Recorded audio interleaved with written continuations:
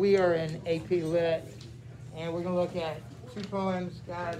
We're going to look at two poems by by Walt Whitman. Turn to the very last, next to last page. It's called Cavalry Crossing a Ford, and the questions are here. We're going to basically go through the questions, but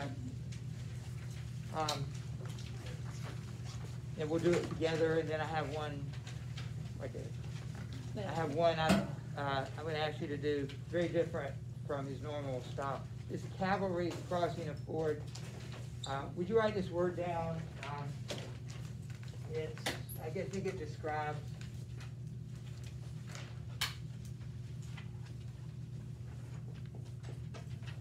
it's French vignette. A vignette. This is the definition of a vignette. It could be either in prose or poetry. In this case, it's a poem that I think you'll see this poem fits that definition. Even though it's poetry, it's usually considered a fiction term. It's an unconnected, brief scene that, and without us knowing, this isn't even a complete sentence, but it's without us knowing what went before or what comes next. So it's a brief scene. We're not given any information as to what happened before the scene began or after it'll end. Kind of like life. You're driving along, you see something, and that's all you'll ever see of it.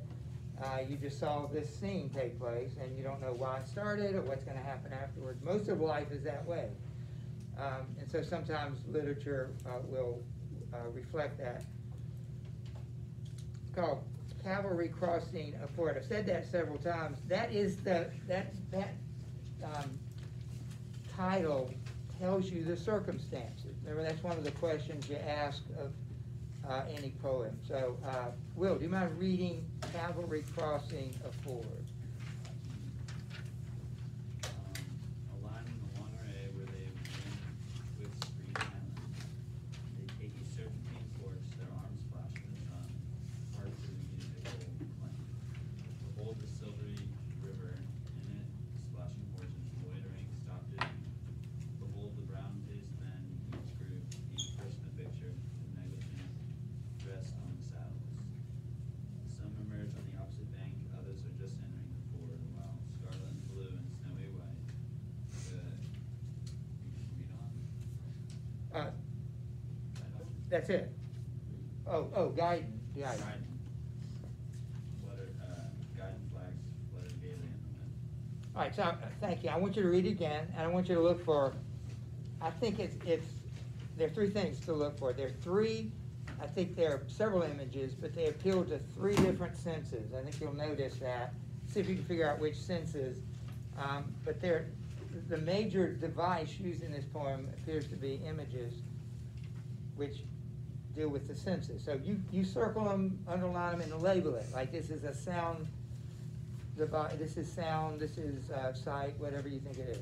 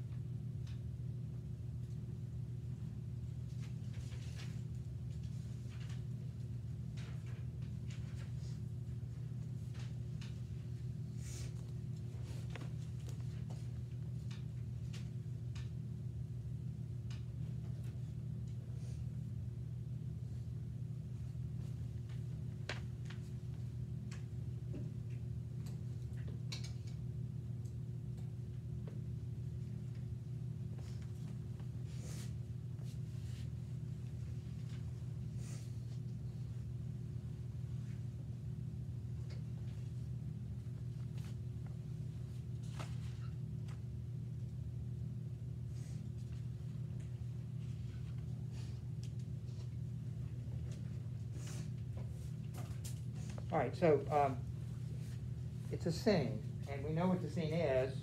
It tells you in the title, but what does that, what do those words actually mean? I maybe shouldn't assume that everybody would know. Somebody tell me what cavalry is. Yeah. Aren't they like soldiers who ride on horses?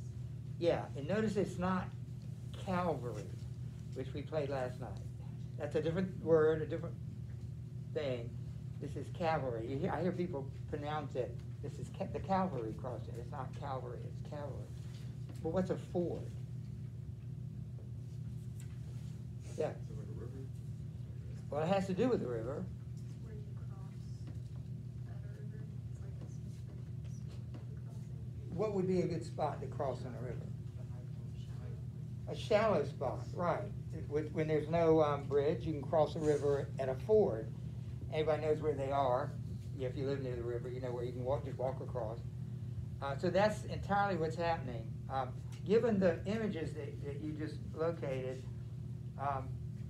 and given the fact that, can you tell me what war this probably is? It's cavalry, so it's got to be war involved, right? What war would this be? We spent some time talking about Whitman, but if you don't, you can look at the dates there and tell me what war it is. That's the dates of Whitman, but what war would it be? Be the Civil War. Which side would this probably be? Yeah, what makes you think so? Just because they were crossing the ford, like crossing the river. Well, you know, the Confederate Army might even cross the sea. Most of the war was fought in Virginia, which is a Confederate state, and during the war. So could have been either side crossing. We don't know where it is. Does the flag give anything away? Scarlet, blue, and snowy white. However, I think the other flag is that way too. The Confederate flag, if you've seen one, you don't see them much anymore, but they're mainly red, but they got white and blue in it too. But you know that he was working in a Union hospital in Washington, D.C. So he's from New Jersey. So that would give you an idea of what side he's talking about here. Really doesn't matter, because this could happen to either one. So given those images, Maddie, could you get us started? What's the mood of this poem? It's a war poem, but what about those images? Well, I feel like with war, you usually think of it as like a lot of people being hurt and killed, that type of aspect of it. But this is more just how they're traveling. It seems more peaceful, like where they lie betwixt Green Islands. I mean, you don't really think of it as, you don't think like Green Islands is a war setting. Yeah, there's something very pleasant about that. I like that. So what are the other images would make you think, what word did you use? I said the Green Islands. I mean, you described the sort of the tone of the, Oh. I thought you said I said it was more peaceful. peaceful, maybe positive, maybe even happy. Kylie, what else makes it seem more happy in a war? That's the part you see the juxtaposition of those two things. But what else makes it seem happy? It says the flags are flutter gaily in the wind. Yeah, even the word. I mean, that word means happy. Which sense did that appeal to, in your opinion? Probably sight. You think of sound as well. You've heard flags on a flagpole, beside the clank of the chain that's keeping it up. It snaps. There's something about it. For some reason, I hear it as well as see it. I can just hear the snap of that. Anything else, Eloise, about it makes it seem happy? We're talking about the images.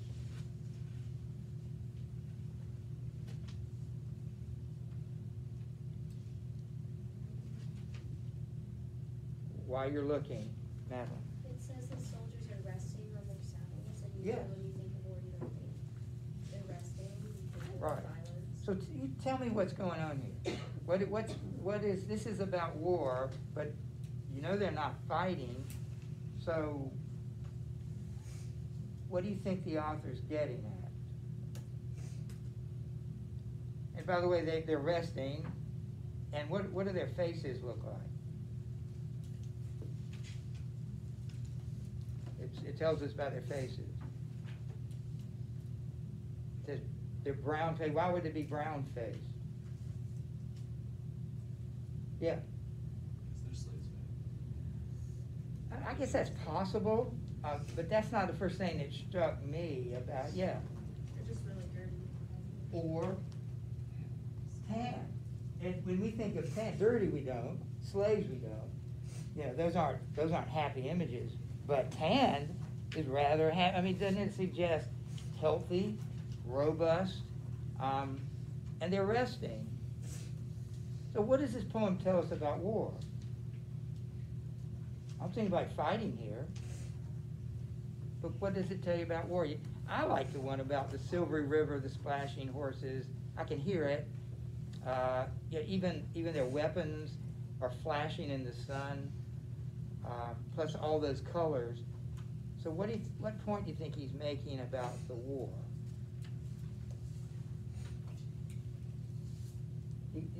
Think about it just a second. What comment is he making about war?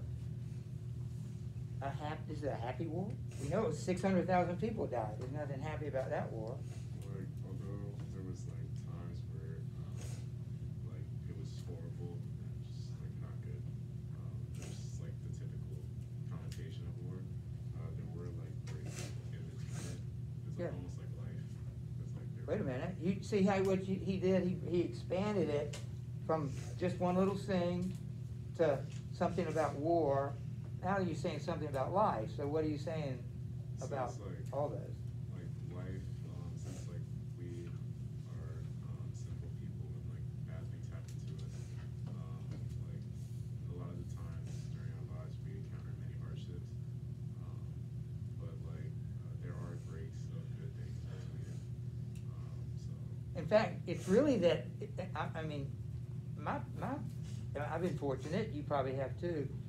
The breaks have been the bad things. You know, if most of life is actually okay, if nothing, you know, maybe not happy, I mean, excited all the time, but most of life is pretty ordinary, and there's occasional bad things happen. So that's life. This is like life. And even war, they're not fighting 24 hours a day, 7 days a week, 52 weeks a year. So do you notice anything also about the fact that it's a vignette? It says you don't know what came before, you don't know what's coming after. So what does that tell you?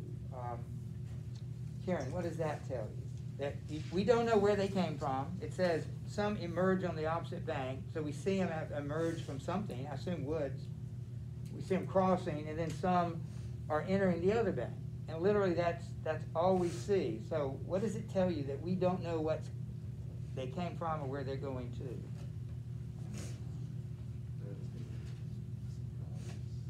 Well, I mean, can you guess what might have happened before and what's coming later? At least what's coming later. It's a war.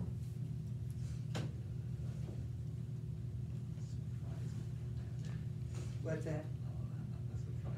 Well, I mean, they're not out here for. This isn't a Sunday, you know, ride at the river. They're probably leaving to go fight somewhere. And so, does that add some interesting thing to it? The fact that are any of these guys going to be alive in 5 minutes or 5 days, or we just don't know. It's a question mark. But that's how the fact that it's a vignette is pretty effective. One last thing. What about the length of the lines? Let's see if we can carry it from yesterday. We kind of talked about that with the astronomer, John Ramos. What about the length of the line? Remember what they're describing? Well, I would say that some of the lines are longer and some are shorter, which could kind of image that the current of the stream that they're. Yeah, I guess that could be. What other line do you see in the poem? I mean, they're kind of long lines. They're not short like the one you're going to see in a minute. But what does that tell you about what's going on here? You're seeing a line of cavalry moving across your range of vision. So the lines seem to duplicate that. It's almost like constantly moving, and the guys are pretty casual. So war is like this, life is like this, and you never know what's going to happen next. All right, so we're going to finish up with this. I get maybe 3 of you to read it. This is called "Oh Captain, My Captain." You'll notice it's not, oh, by the way, that was free verse. Every poem we've read, the 3 poems we read are free verse, but this is not. And so I will get somebody to read it. Do you have a question? Sure. Madeline, would you read it, the first stanza, and Stan, would you read the second one, and Danielle, would you read the third stanza? And there are questions which I want you to answer. I mean, you can just get started on it. But I don't want you to move around. We don't have a lot of time, but just maybe with somebody next to you, you can do them on your own. This is called "Oh Captain, My Captain." Walt Whitman. Oh, Captain, my captain, our fearful ship is done. The ship has weathered every raft, the prize we sought is won. The port is near, the bells are bid, the people all exulting. While follow eyes, the steady keel, the vessel grim and daring. But oh heart, heart, heart, oh the bleeding drops of red, where on the deck my captain lies, falling cold in death. Captain, my captain, rise up and hear the bells. Rise up, for you the flag is flown, for you the bugle trills, for you Bouquets. bouquets and ribbon wreaths, for you the shores are crowding, for you they call the swaying mass, your eager faces turning. Dear captain, dear father, this arm beneath your head, it is some dream that on the deck you've fallen cold and dead. My captain does not answer, his lips are pale and still. My father does not feel my arm, he has no pulse, no will. The ship is anchored safe and sound, its voyage closed and done. In fearful trip, the victor ship comes in with object won. Exulto shore in the ring of bells, but I with mournful tread walk the deck, my captain lies, falling cold and dead. It's probably not a real fair question to ask, but anybody have any idea who in the world the captain is and what in the world is being described here? Most of the time I tell students in advance. I've forgotten to do that, so I just wondered if you could figure out either one. Any clue? All right, the captain is Abraham Lincoln. The event, he was killed, let's see, the Civil War ended on April 9th, 1865. He was shot on April 14th, and he died the next day. So, what's that, 6 days later he died? So, this poem contains both of those things. So, knowing that, answer 1 through 6. You can ask people around you, but don't move around. We don't have time, and you can probably get most of it done. You're going to do 1 through 6. You can do it by yourself if you want.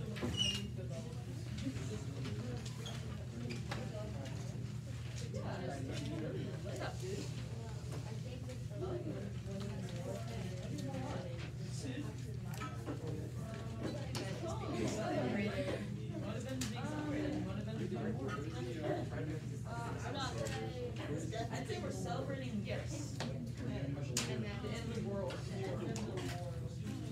Yes, but celebrating mourning the losses.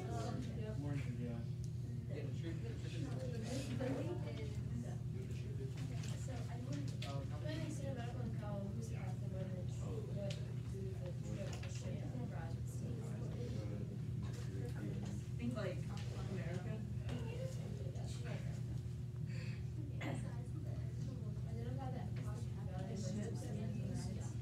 He's like talking to the dead soldiers. Right? Talking to the dead soldiers.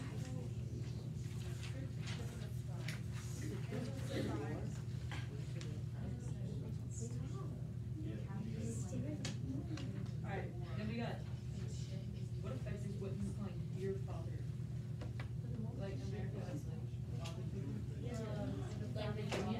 Yeah. Yeah. America has Role model. America has big influence.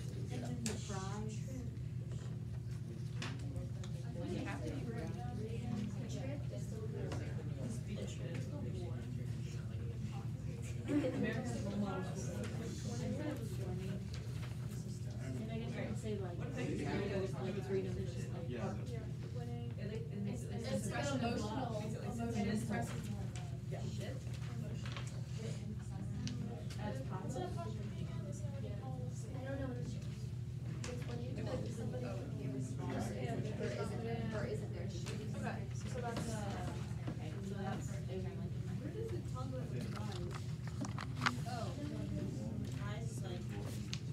Establishes repetition and it was just more like an emphasis on like, Miss Collins with your dear father, my father. I guess it shows it was like. The war was won. Cavalry. You knew that together, I don't know.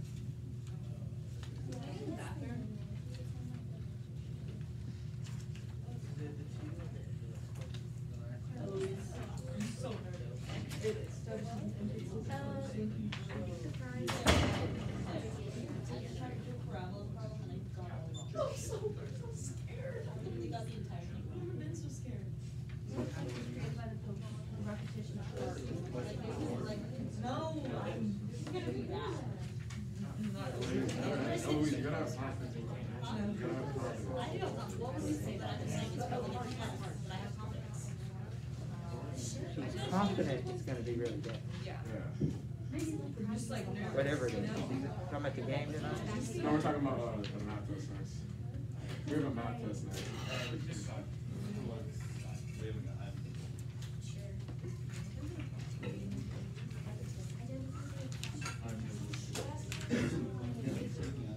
Oh, yeah, when they like.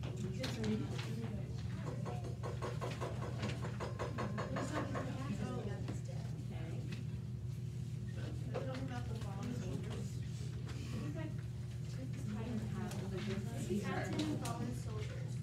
Stop. Stop saying that and out loud. You called him out. One time. Say, No, I said, he's talking to the captain, says, okay, my captain. He's dead. You said soldier. As a good fight. Cause like at the beginning, it's talking about like, it's like golden minutes. No, I'm not. Julia.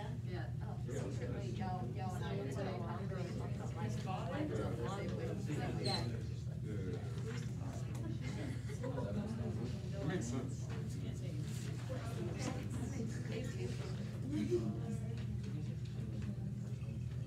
Because he left him.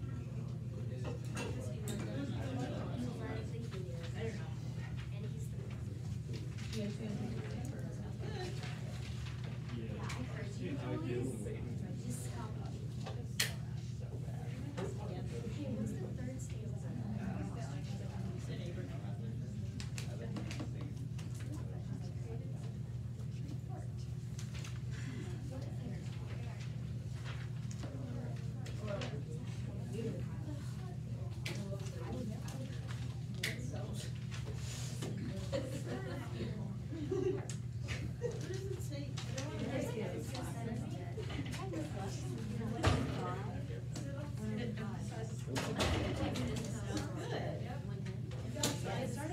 That he's gone.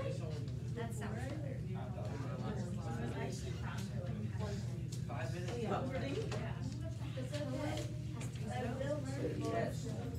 5 minutes. Emphasis. He's like talking, he's like describing all the bad things. You know, they think face in the closet. Yeah. He's like happy at first because they won. Yeah, and he's like about the award, like the prize. Oh, really much. I feel good. That was so good, that was so good. Oh. I would hear it. Huh? I would hear it. I was listening. What? I was on my answer. Go ahead. I'm done. Go ahead. I'm done.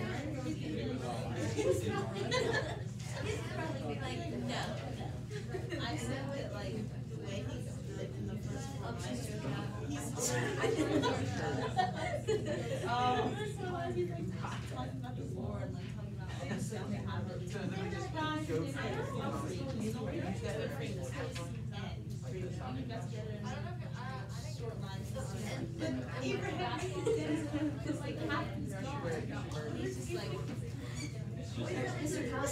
listening. You're right. All eyes are on you. You can handle it, the spotlight.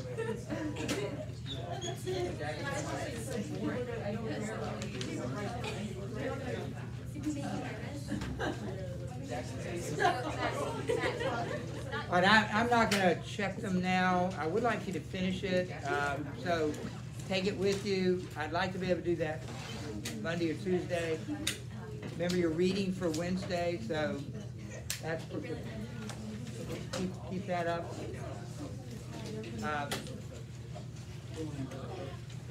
Yeah, are y'all doing something special Monday? Or are the guys doing something special on Monday? Valentine's Day?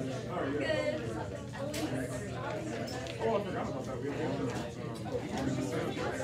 You have to dress up?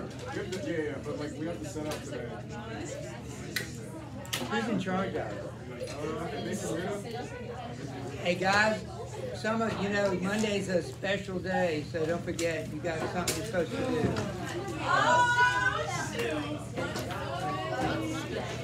Bro.